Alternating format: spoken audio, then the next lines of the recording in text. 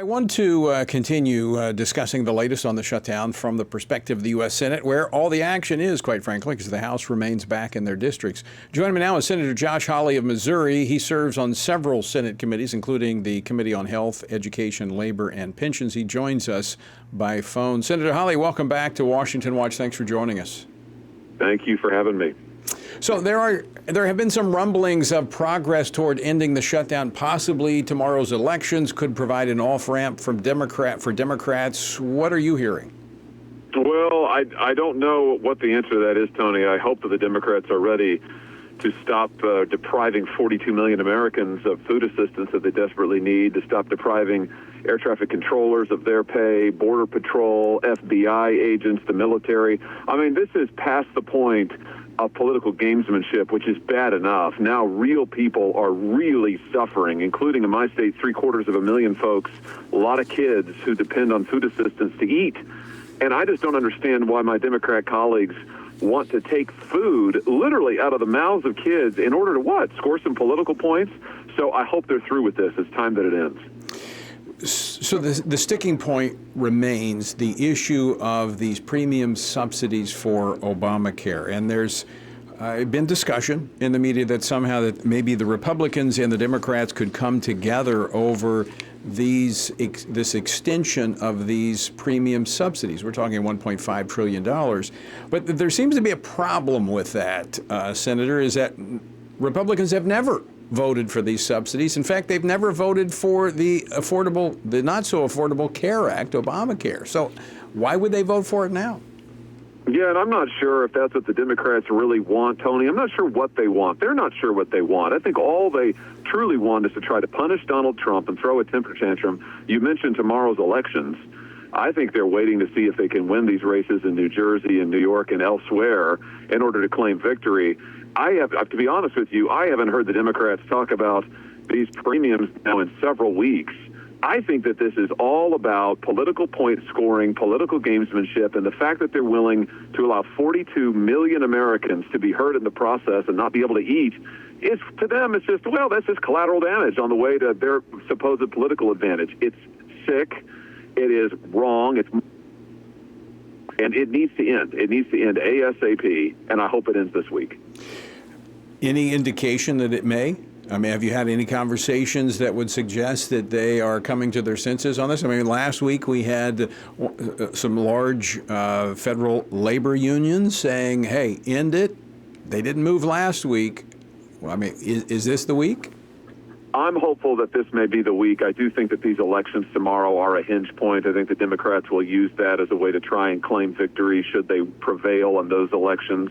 So I'm hopeful that that may provide an off-ramp. I mean, listen, this has been, what is it now, 33 days, 34 days? Every second of this has been too long. But, Tony, I hope that now they will begin to feel the pressure, they being the Democrats, from real people out there who are saying, why is it that you're telling me and my kids that we as a needy family who are doing our dead level best, we now can't get the food assistance we rely on because you, Democrats, want some political advantage, want to score some political points. I just think it's so wrong, and I hope that they are ready to bring this to a close. Republicans need to continue to insist that this shutdown end and the full government reopen ASAP. Let me ask you this question, Senator Hawley. Is this a reflection of not just a divided Congress, but the nation that's divided? I mean, we're about to set a record. The previous one was during the first Trump administration. Are we that divided that we can no longer govern our nation?